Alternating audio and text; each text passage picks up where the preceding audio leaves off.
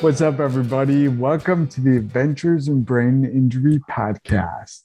My name is Kevin Ballister. I am the author of How to Feed a Brain, host of the Adventures in Brain Injury podcast, severe brain injury survivor and thriver. And I'm super excited to be talking to my friend today, Miss Elle Russ. So Elle is the best-selling author of the book, The Paleothyroid Solution. And then after she published that book, she published a book recently called Confident as Fuck. She's a TV film writer, master coach, and the host of the Elle Russ Show. And you can learn more about her at elleruss.com. So what up, Elle? How's it going? What's up? I just love the title of your podcast. Just so great. Like, who wouldn't want to listen to that? Like, Adventures in... What was it again exactly? Adventures in Brain Injury. It's so clear. Did I tell you where that came from? No. So while I was in the hospital, breathing through tubes, eating through tubes, left hand totally flexed inward, I played guitar, and now I couldn't lift my wrist, let alone, I couldn't even wrap it around a guitar. And I definitely couldn't play, and I couldn't talk, let alone sing. And I was like, oh man. I was like, my life's over. This is it. And then I quickly was like, well, that's not useful. Let me shift that perspective. And I just looked for different ways to look at it. And I was like, you know what? This is an adventure. Adventures suck sometimes. There's no pirate movie that's all yo-ho-ho and a bottle of rum. Well, there's parts of Goonies that weren't fun for those kids. Exactly. There's parts of every movie that's not fun, Like every story, it's got to have a story arc. It's got to go down to go back up. In order to have feelings that are intensely good, you have to proceed with feelings that are intensely terrible. So that's the story arc. And I just decided that it was an adventure. And I didn't know it at the time, but that's where Adventures in Brain Injury was born. Love it. That's great. Yeah. Well, and I mean, speaking of adventures or journeys, there is a quote that I put of yours in my book, Confident as and I tell a little bit of a brief story about your experience in that it's just the section is titled My Friend Kevin.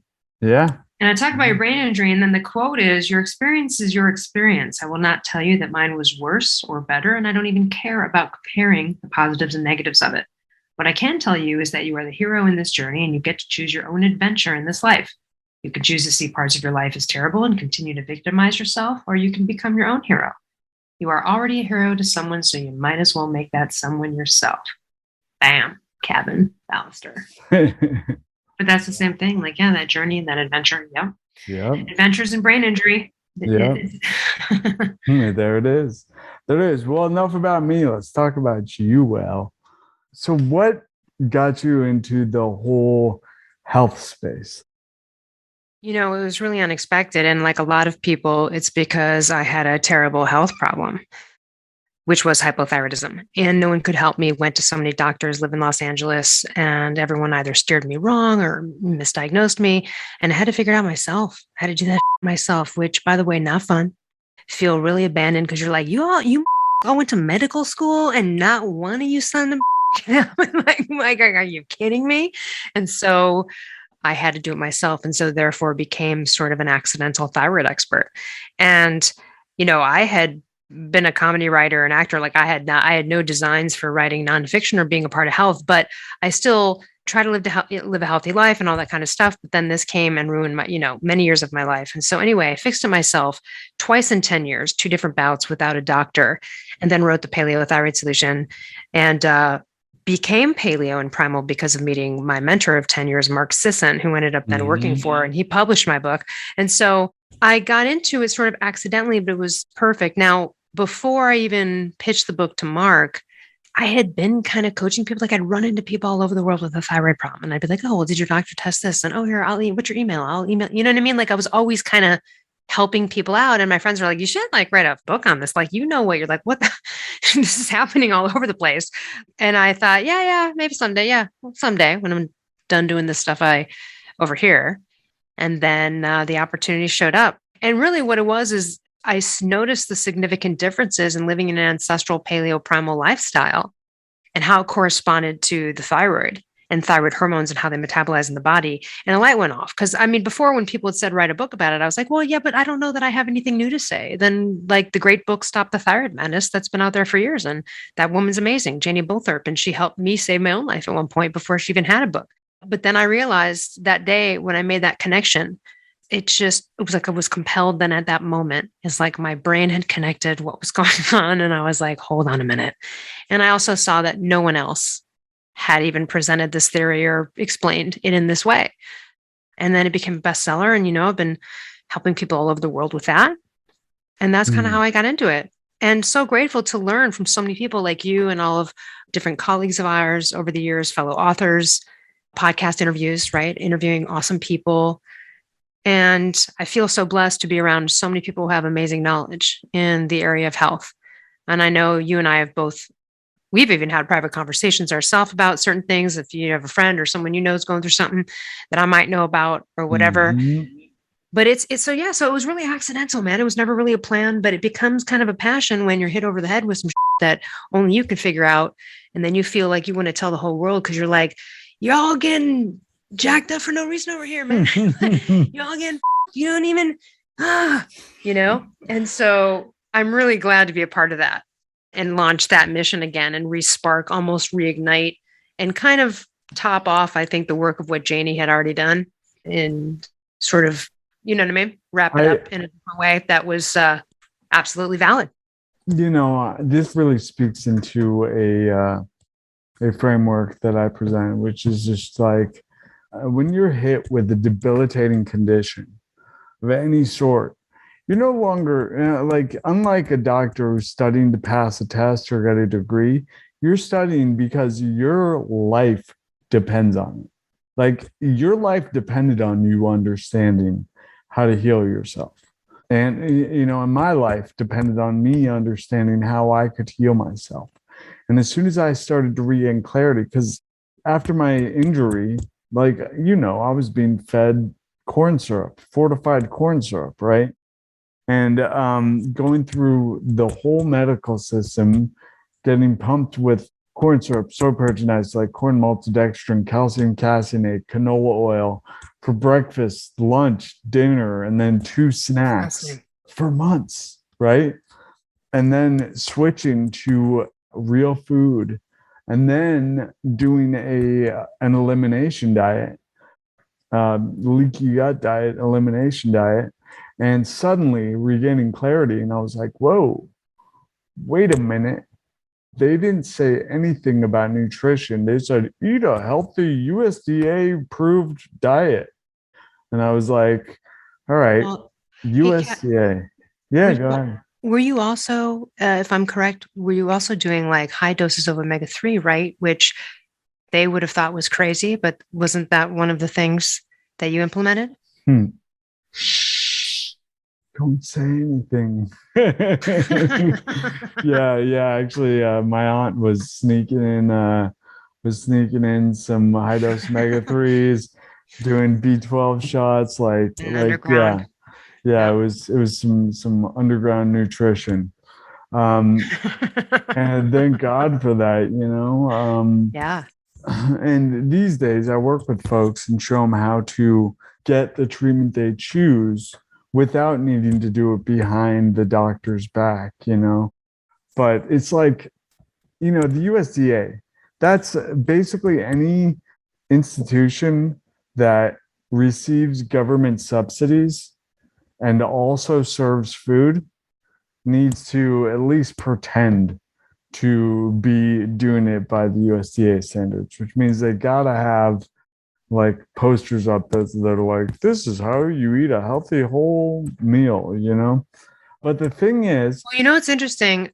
So in my first book, I talked about how I went to Hawaii and I wanted to do a test and be like, what's a doctor here? Like, okay, I'm on an island, I'm in a different place. Let me go see a doctor about thyroid. see what they know. So I like went to like the best guy in Hawaii on this one island. Oh my God, this guy was so, it was awful to watch. I'm drawing diagrams of the thyroid loop and I'm going here and I'm explaining. And he literally just blindly, like someone who was in a cult, was like, no, but it's this, like repeating something he learned in a book. And I'm like, no, but logically, like, let's talk about, he couldn't even think about it because he's so indoctrinated. And then I point to a poster on a wall. I took a photo of it and I put in the book. It was by the Pacific Diabetes Association. And they had to like, here's the foods you should eat. And they're like talking about each food group and like, here's a cup of this, and this is how many grams of sugar. Like they had a photo of a cup of fruit and then it said equals 0 sugar. And I looked at it and I go, can I ask you something, doctor? I go, do you think this is right? That's just kind of not correct at all. So that's put out by the people trying to help people with diabetes. Right. No wonder people are confused. Oh, but fruit's okay. Fruit's okay. No, no, it's not okay. You have diabetes. We need to talk about a whole bunch. So that, and and he kind of looked at me like, oh, well, that's the way it goes. And so it was doubly frustrating. Walked out of there and just sobbed. I sobbed for humanity and all of his patients. I know. Not for me in the parking lot. No. And I called a friend and I was like, I met another one. It's just like another one. And there were posters up there also for hypertension that were all sorts of wrong.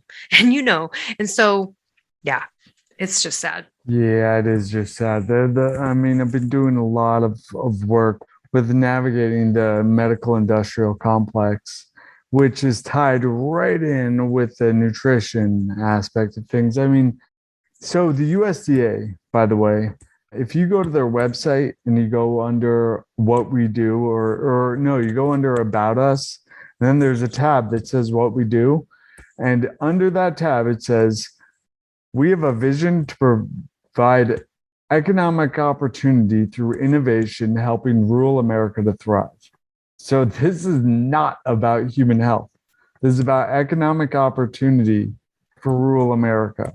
So in rural America is mostly agriculture. And I mean, the light bulb, I was just like, whoa, all right. So this is not about human health. Gotcha. It's really not. I mean, when you have our government food pyramid suggesting 6 to 11 servings of grains per day, along with 2 to 4 servings of fruit per day, on top of all the vegetables and you want you to eat as well, that's a type 2 diabetes making diet. It's literally what that is. So it's something, again, you can't look to sort of medical establishment, and you definitely can't look to like the Shape magazines of the world and things like that. I mean, a lot of them might have some beneficial articles on, working out or some health articles, but it's also very conflicting. One page is low carbs great. The next page is an ad for, cupcakes. And then the next thing is why high carb is the way to go. They're all over the map. So right. I say it's like, you look to the people in the health industry that are thriving and who have great success stories, and, you do your own N equals 1. That's what it's about. You have to figure out what's right for you. 100%. People often ask me, they go, oh, do I have to eat meat because I'm paleo? I'm like, there's people that have food sensitivities to meats. And like, if all you can do is fish or whey or eggs or whatever, like, do what you can do. It's no one's forcing you to eat a specific thing. I mean, hopefully it'll be the realm of animals and things that had parents. Everything has a parent. Everything comes from a seed, right? Well, all right. You talked about fruits being like mattering. I mean, obviously there are sugar in most fruits. I mean, avocado doesn't have very much fructose, but like, pineapple does. Watermelon does. It has 26 grams of carbohydrates, but avocado is super different than, let's say, like a cup of, and maybe it doesn't have sugar in the way that they think of it, but it's still carbohydrates. And to a diabetic, those matter, no matter which form they come in. A baked potato would matter. Totally. Right. So it's almost such trickery, that poster, because you're like, no, that's not 0 for a cup of fruit. That means that they think, oh, fruit has 0 sugar, so I can just eat fruit all I want. Well, now we're throwing in carbs there, right? So in essence, it's very confusing as to, and again, these are people that are just following along with the doctor. I have a friend who's a nurse who works in like the pregnancy ward, and there's women that come in with like diabetes and other issues and complications. And she feels almost just like she's violating ethics because she has to hand them a form that's like, okay, here's the list of what you're supposed to eat for the next week. And it's a disaster. You can only Yeah. imagine. Yeah. And she feels, because she's an actual keto low carb person. And so for her to see that they're giving this diet recommendation to a diabetic, Well, again, any why you got to go outside. institution, You got to go outside and get functional medicine well, doctors, listen to this. doctors. Yeah. Any institution that receives government subsidies and that it serves food has to recommend the USDA recommendations, which have a vision to provide economic opportunity, helping rural America to thrive. So, yeah, even a hospital, which does receive government subsidies, enormous amounts of government subsidies. And it goes all the way down the line into pharmaceuticals and things like that. But we're just talking nutrition here, but it goes down the line too, which is why you're talking about how, you go and see your doctor and he just tells you some things that like is not at all what the research is, but that's the standard of care. And the standard of care, by the way, is defined as the type and level of care an ordinary, prudent healthcare professional with the same level of training and experience would provide under similar circumstances in the same community. Ordinary, same, similar, same. If you want something other than the ordinary, same, similar standard of care, especially if you're given something like Hashimoto's, which is like, oh, here you go, you're going to need to be on this drug for the rest of your life. Well, sometimes and you're going to feel terrible. And, yeah. Well, actually, you actually feel better if you're, sometimes Hashimoto's, you absolutely have to go on thyroid hormone replacement. Totally. Yeah. So let's talk about that. Yeah. Well, listen, the problem is that 60% of people are undiagnosed. Most doctors don't even know what test to take. By the way, for everyone listening, if you have a thyroid issue or someone who does, I have a free thyroid guide on my website. It lists all the tests to get, how to sort of question a doctor's office to see if they know what they're talking about, to try to save some time and money with wasting, going into a dumb doctor. You can sort of ask some pre-questions. It's not foolproof, but it's there. And then some, podcast links and some other things for people to really learn. And that's all free. So the problem is that doctors aren't even testing correctly. Then when they do test, they're not testing comprehensively. And then also there's the element of them not evaluating it properly. And then even if they evaluate it properly, then there's the notion of they're not treating it properly. So it can go up the line at any level of that. And 99% of the doctors are uninformed out there. What they learned 30, 40 years ago, or even recently with regards to this is what's keeping people sick. And so this is 25 million Americans have it, 200 million people worldwide.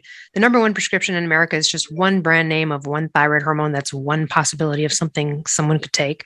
So it's a huge problem that here's the kicker. It's so easy to solve, yet everyone's struggling because of ignorance. Same with diabetes, type 2 diabetes. It's no different. It's no different. So what were those four problems? So at one level, they're not even testing correctly. Okay. So there's that. Then they might test somewhat correctly, but not comprehensively. Like they miss a few things. They're not seeing the whole picture, but they might be getting some of it.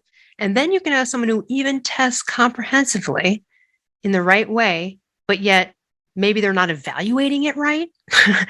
And maybe not even treating it right. So there's all those levels, right? Because then they could test it right, evaluate it right, but then not dose properly with thyroid hormones or something. So to have someone really skilled in this and really understanding how this works, you have to go to someone who really knows what they're talking about. And it's far and few between. So I'll give you an example. So I have, insurance like most Americans and whatever, it's there in case I fall off a cliff, right?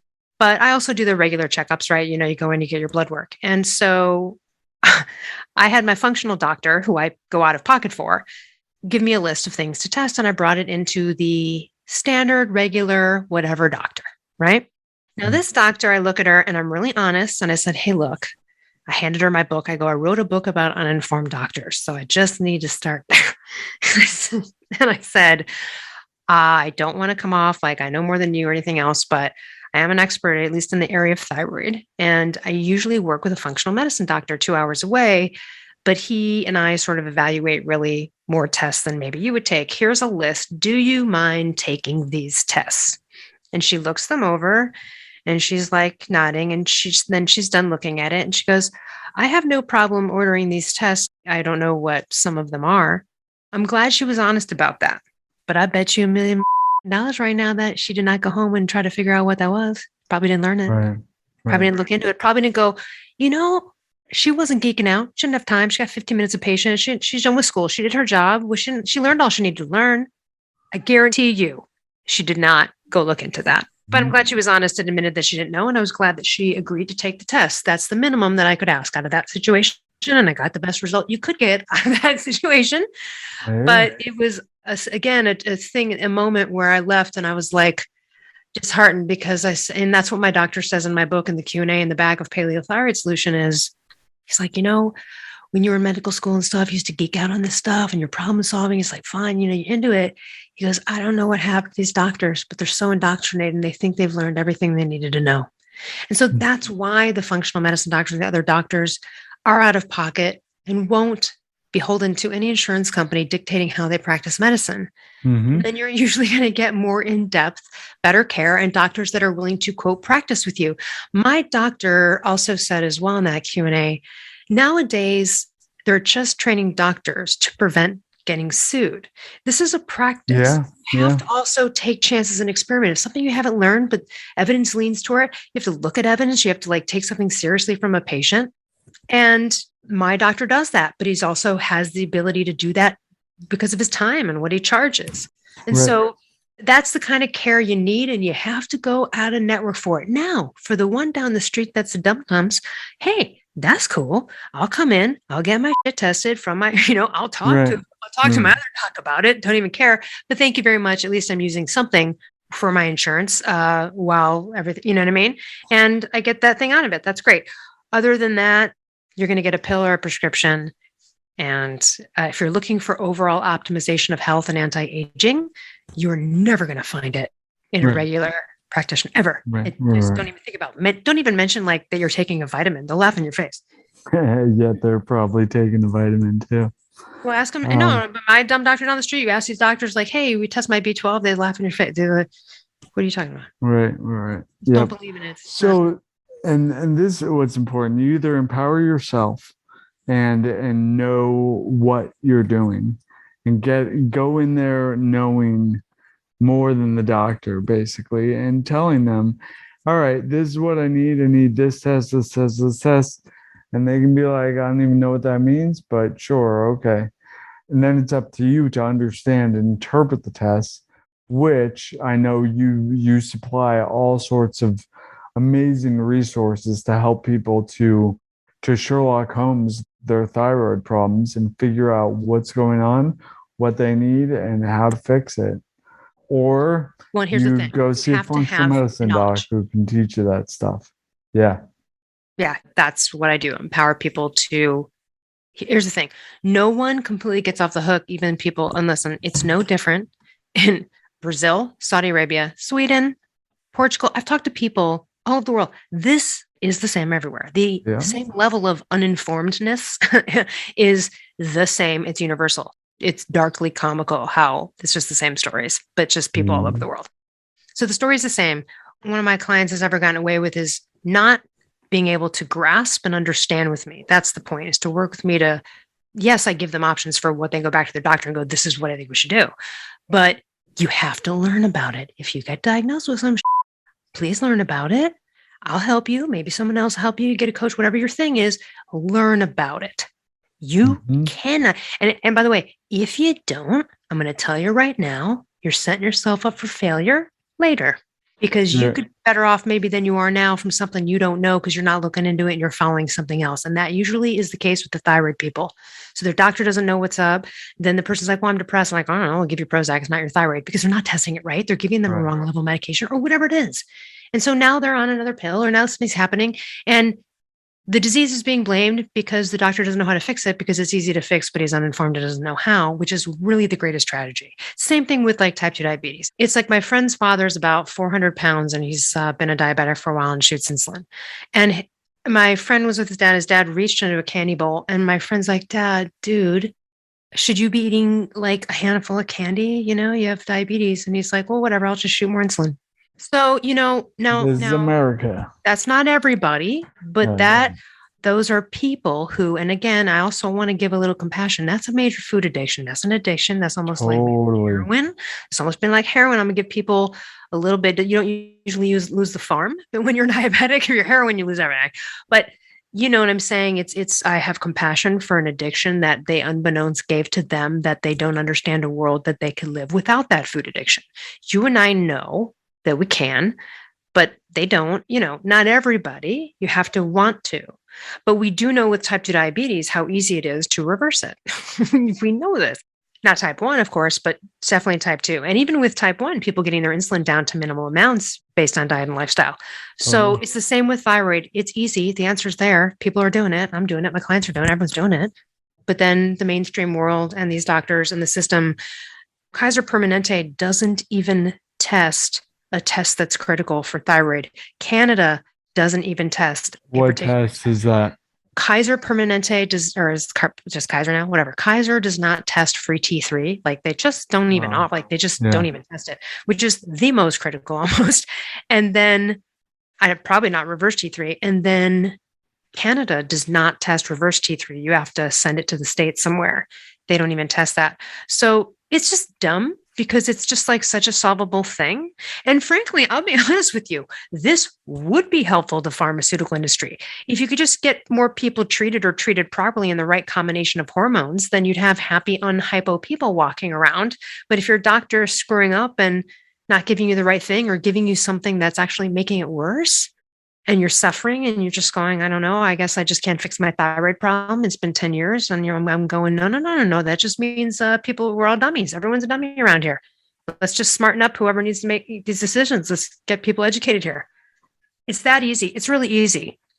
And that's that thing about it. But, and also too, and that kind of leads into like my second book on confidence, which is when you're sick, it's tough because oftentimes things with certain diseases affect your emotions, your neurotransmitters, with hypothyroidism, you could be very depressed, hormones could be off, you could be real emotional. So it's really hard to have confidence, It's tough. It's tough to speak up. You might speak up. It feels even worse, or even more. I've had patronizing doctors.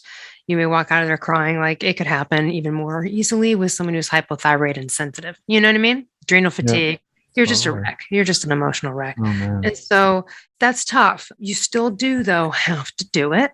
Have to go advocate yourself. You're going to come across a lot of no's, and unfortunately you have to persevere because it pays.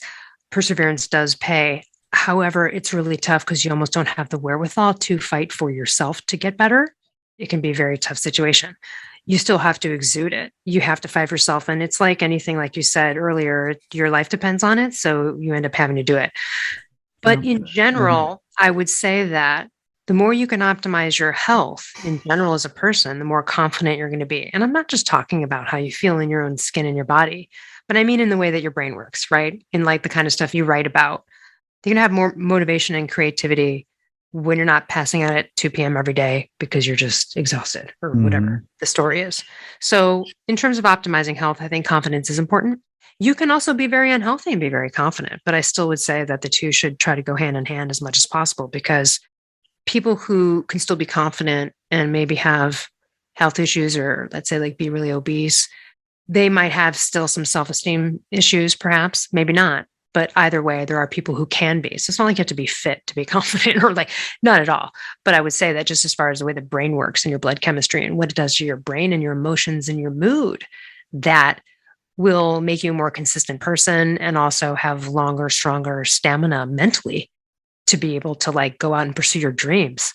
That's really what confidence is about, essentially, because it's about speaking up. I had a friend the other day who was like, I was thinking about pitching this to so-and-so, and what do you think? And I'm like, I can do it. Story of my life, never hurts to ask. But often people don't ask. They don't take the first step. They don't go for their dreams. They're too worried about what other people are going to think of them.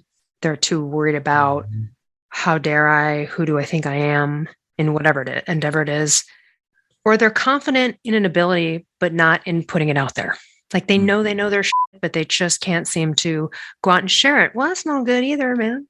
Mm-hmm. When you went and got a PhD in something, you're real passionate about a subject, you know your shit, but the only thing holding you back is because you can't put it out there. So self-promotion really is, in a lot of ways, the name of the game when it comes to like pursuing goals and dreams.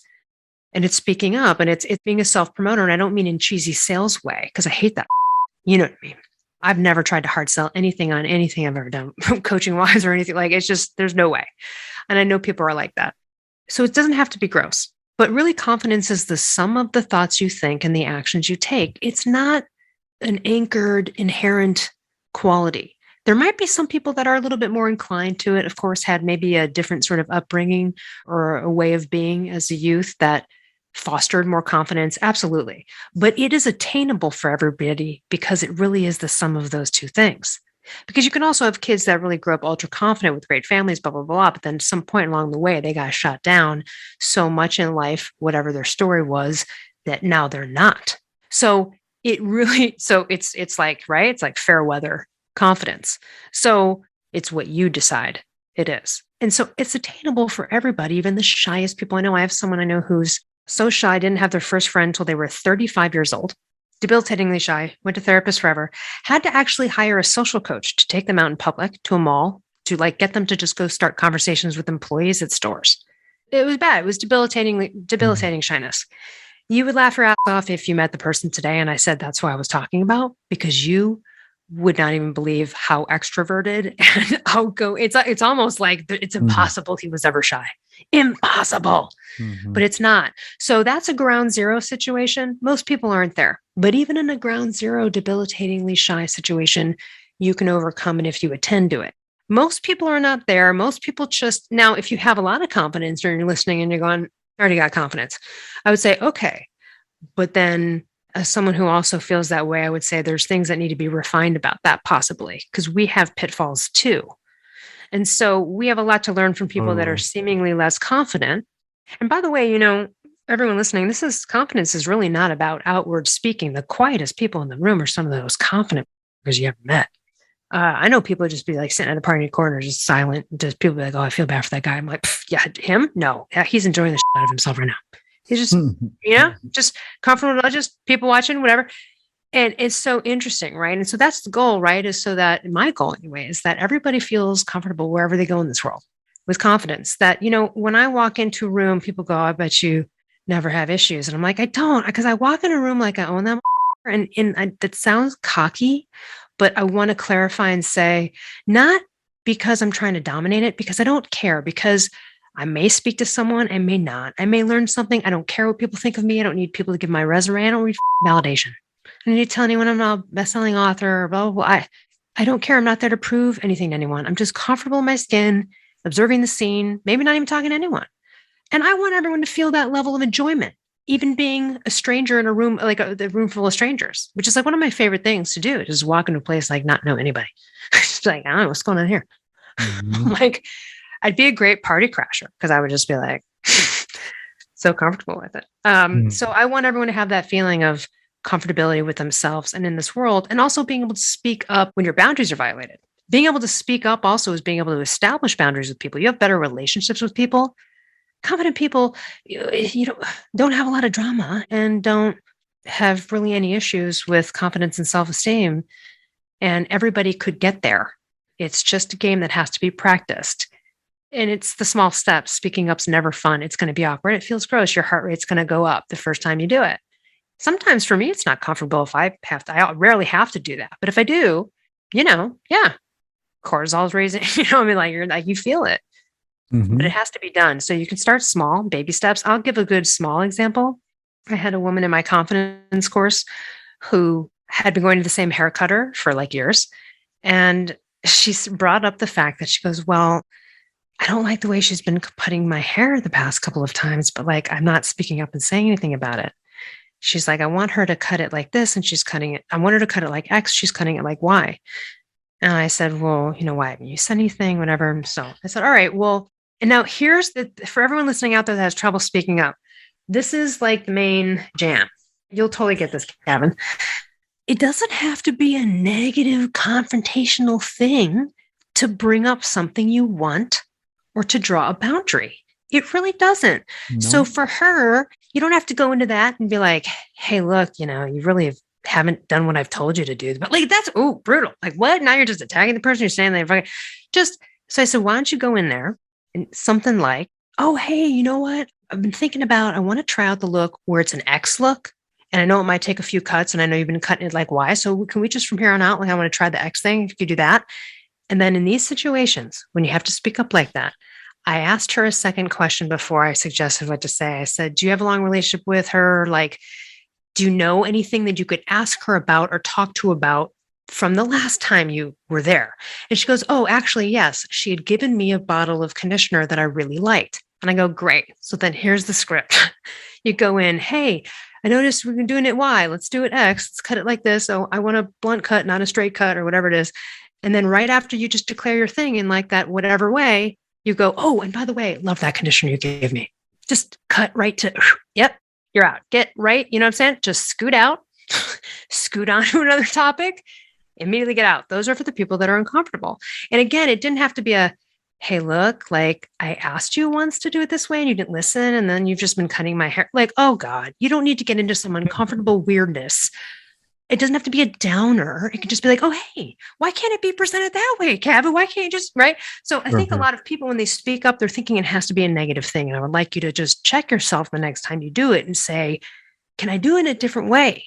I had a friend who wasn't paid on time by a friend who had agreed to, but they had mostly, but they just didn't this last time and it bothered them. They wanted to say something. And I said, it just didn't require a hold downer like, hey man, like we agreed to this. Oh, right away, the energy is just downer. Mm-hmm. It can just be quick. Oh, hey man, listen, you didn't pay me on time this month. We agreed to kind of do it on the first. So let's just keep up with that. Or it can be harsher, like, hey, don't let it happen again. All right, we're good. And then again, on to another subject if you can, right in there. And you just call it out and declare it. So it doesn't always have to be a big disappointing thing or a scolding thing. And that's the problem on the side of the person not willing to speak up. They're feeling like they're going to be negatively scolding or starting something, a confrontation with someone or disappointing someone. So anyway, she did it and it went great. She did it. It went great. She got the haircut she wanted. It's fine. And to some people that might feel so stupid, like, why didn't you just speak up? But it's those things in life. It's those things that are happening around you that you're just, them because it's in your craw somewhere. And I just don't have that. And I honestly, I got to say it is a better life because I say what I need to say. And what you said, that can be extrapolated into all areas of like Yes. things that are way, way, way more intense, Absolutely. But it's like the universal language is energy. And I say this, like I train dogs also, and they speak energy. That's the language dogs speak, You can say, oh, come here, you piece of shit, come here. And they'll come at you like super sweet, And you do it all the time, right? Because little dogs, you're like, come here, you little cute. How are you so cute? Get over here. I love you. Yeah, exactly. We all do that with animals. It's not negative. It's intention behind it. But it's the intention when you talk to another human, and it's like you get to layer whatever words on the energy. And the words are a lot, right? But when it's delivered with this energy that's cool and calm and collaborative and cooperative and fun and loving, like voila, there's no problems with it. I want to also bring in confidence in this way, which is, there's so many elements of this. There's so many different areas of confidence. My book, Confident as F***, is about really going through these areas and scraping off the barnacles and cleaning it up and refining confidence if you need to. But here's the thing. It provides an evolutionary edge. So Mark Sisson wrote a book called Primal Connection. And he talks about how nowadays we have the luxury of wallowing in despair, self-pity, self-judgment, and doubt. Not in our hunter-gatherer ancestors' day, right? Because it was harsh, it was unforgiving, it was unrelenting. Challenges were being, can you imagine them moping around and heads hung low, judging themselves because they didn't catch the bee. So I'll be like, oh, but you'd be like, Joe, we got to move on, man. You're crying by this spoiled water. Like, we just have to move on, man. Like, we can't, like, so this is a modern problem that we have. And so in that way, I think almost we need to get more ancestral in this way. Because again, it helps us navigate challenges, tasks, and things with ease, right? Without like a lot of anxiety. And it does really propel us from onward and upward and accomplishing our goals because we're not wallowing. We're onward and upwarding. We're moving forward. And life was so harsh then, And so survival sort of required that we regroup and forge ahead to the next challenge when we faced an unfavorable situation. And so, you know what I mean? Had the outcome not been to their advantage, they accepted and moved on, which, by the way, is why the Danish people are the happiest people in the world, because they don't have expectations. Now, that sounds weird. It doesn't mean that they wouldn't fire you if you kept not showing up for work on time or something, but it's more of a like if something gets a hiccup in a plan or something comes up unexpected or something gets quote unquote ruined, they just literally accept and immediately move on. They don't wallow.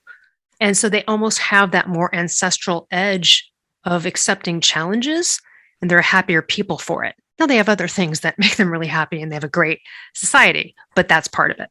So it's an ancestral edge, and it actually is still an edge in the society. We trust more confident people more. They're more authentic.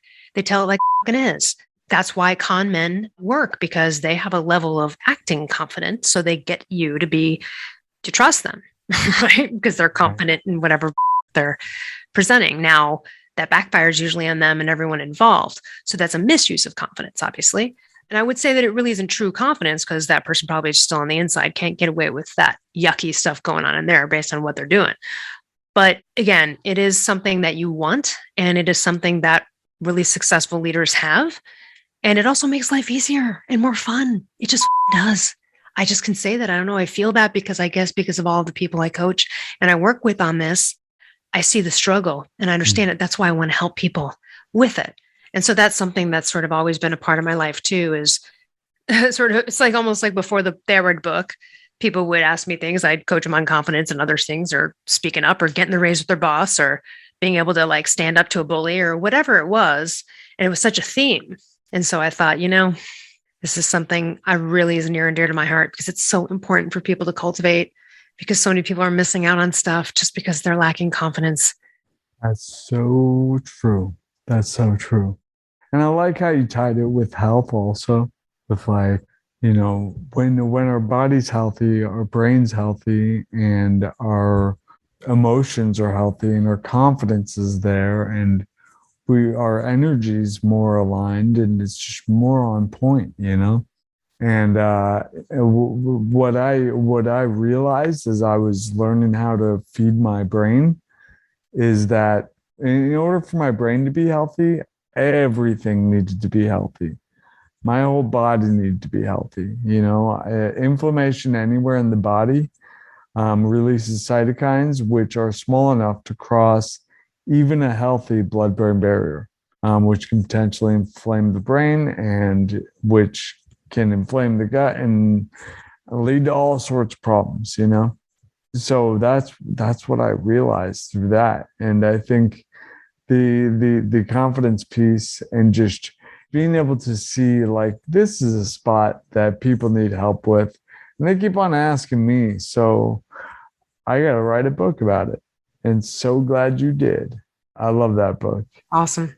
Yeah. Yeah. So to everyone out there, it's attainable, and it's likely the lack of it's what's holding you back in the things you want to do in life, or the relationship you want to get out of, or the friendship you need to dance away from, or the, job, the raise you need to ask for, whatever it is. You're not going to get what you want in life from the bedroom to the boardroom unless you have confidence, self-esteem, and you speak up. There it is. Cool, Elle. So where can people find you?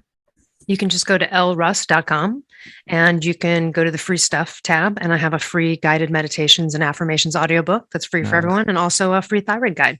And then I'm going to have, I don't know when you're going to release this, but I was doing group courses that were live, and now I'm doing like self-automated courses to accommodate more people. And I'll have a thyroid course and a confidence course as well coming up soon.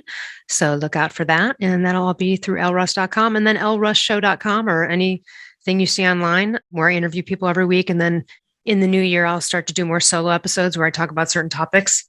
And that's really fun. I've had a lot of really fascinating, wonderful guests. And yeah, that's been great. So if you want to tune in, that's every Tuesday. I release a new episode. Nice. Yeah, you got your own show now. And you're like, are you still doing Primal Blueprint? Episodes are like 500 episodes or so are on blog.primalblueprint.com.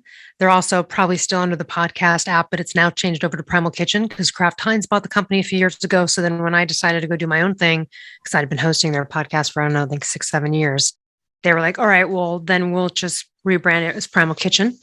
And so it's Morgan, who's the CEO of Primal Kitchen. And occasionally she has Mark on, but it's mostly her interviewing people.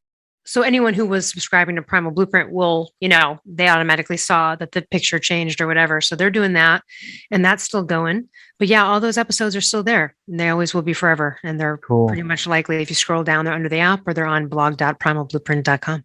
And they're all awesome. I love the way you interview people. I love the guests you get on. Like, yeah, so check out Russ's past episodes on Primal Blueprint, or it's now called Primal Kitchen. So, and that's probably the deal. You need to go to the app store and type in Primal Kitchen in order to see your episodes, right? Yeah, because there won't be too many of the new ones anyway. So you'll scroll down and see some.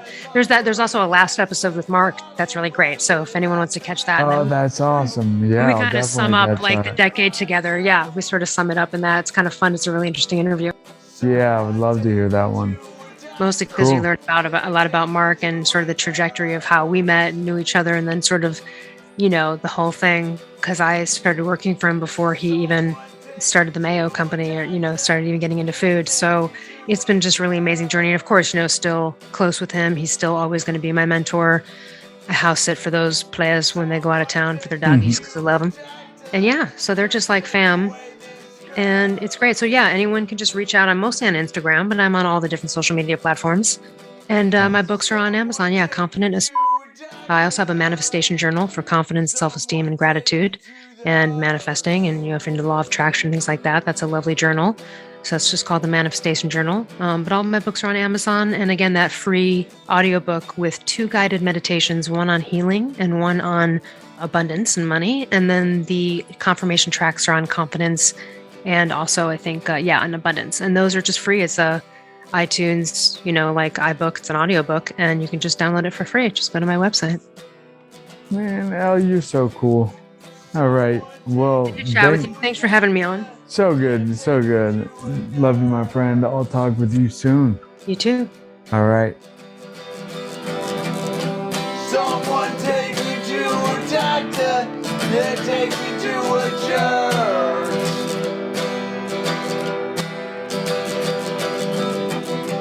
Someone take me to a doctor.